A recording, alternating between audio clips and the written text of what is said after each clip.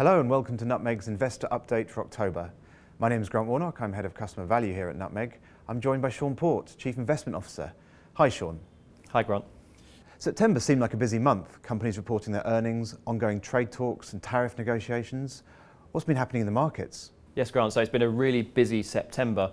In particular around trade talks, the US seems to have made some progress, which has settled markets somewhat. So the US has come to a trade deal with Korea, with Mexico, and in the past couple of days with Canada as well. So some big strides as far as the US is concerned. But negotiations with China have reached somewhat of an impasse, and not surprisingly, that's hit Asian stock markets. So emerging Asian stock markets fell by 2% last month. And in contrast, Japanese stocks are up by more than 5%, and we saw a 5% gain from Latin America as well. So emerging Asia is still really taking the brunt of these negotiations with China. Outside of that, global stock markets managed a gain of less than half of 1%. So really overall, global equity markets didn't really make much progress. In particular, Europe was actually quite weak last month because the Italian government, the new Italian government, have proposed its new budget for next year. That's likely to breach European guidelines and rules on budget policy. So really sort of setting up store for a fight with the EU on that. And not surprisingly, Italian equities and Italian bonds had quite a big fall in September. Now, probably what was more significant last month was what was happening in global bond markets. So as we know, the US economy is running really hot at the moment, very strong growth in the US, but also oil prices have really increased quite sharply in anticipation of Iranian supplies coming off the market due to US sanctions on oil supplies. So that's really hit bond prices. Bond prices fell quite sharply last month. US Treasuries lost 1%, and that's really rippled through global bond markets across Europe and in the UK and other markets. So really quite a significant month for bonds, quite a big loss for global bond markets. So that's the global picture. Of course, we can't avoid talking about Brexit. What impact has that had on the market? Well, clearly the negotiations hit somewhat of a brick wall in Salzburg earlier in September, and that real impact is really felt by the currency rather than the UK equity market or the bond markets at the moment.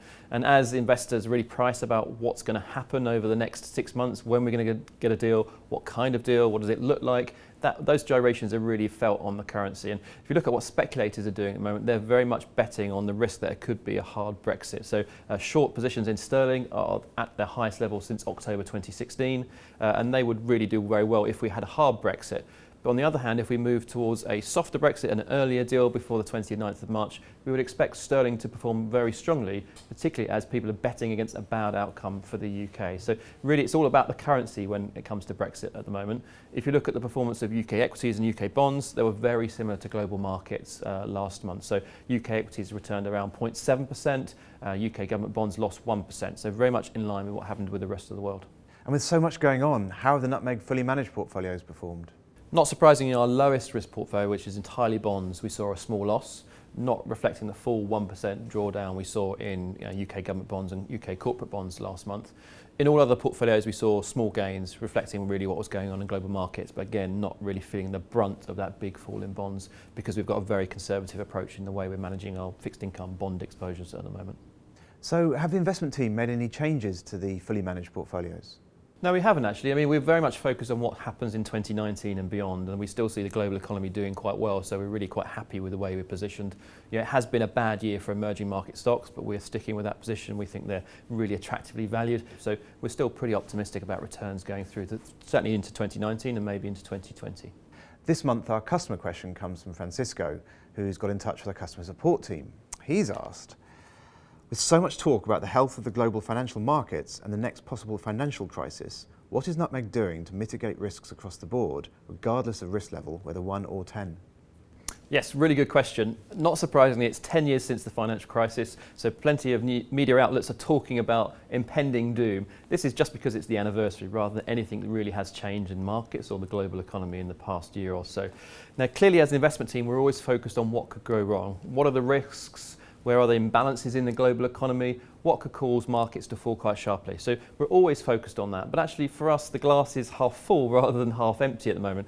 You look at the US economy growing very strongly, but inflation isn't really accelerating very fast despite very low unemployment rate. The Chinese economy has built up a lot of debt over the last 10 years, But the government is managing that very well, restructuring the economy actually quite successfully over recent 12 months. If you look at emerging markets, foreign exchange reserves have been built up quite considerably and they haven't got very much foreign debt. We're always looking at the data and analysing where are these imbalances, what could go wrong with the global economy. But for us, the outlook still looks good really into 2019, into 2020. So yes, there's lots of talk about impending doom and financial crises, but for us, really much the glass is half full. Thanks, Shaun. Thanks, Grant. And thanks for joining us. If you'd like to have your questions answered by our investment team, please feel free to contact us via email, social media, or the comments section below. If you'd like to know more about our views on Brexit or get your questions answered by our investment team, look out for our live Brexit Q&A.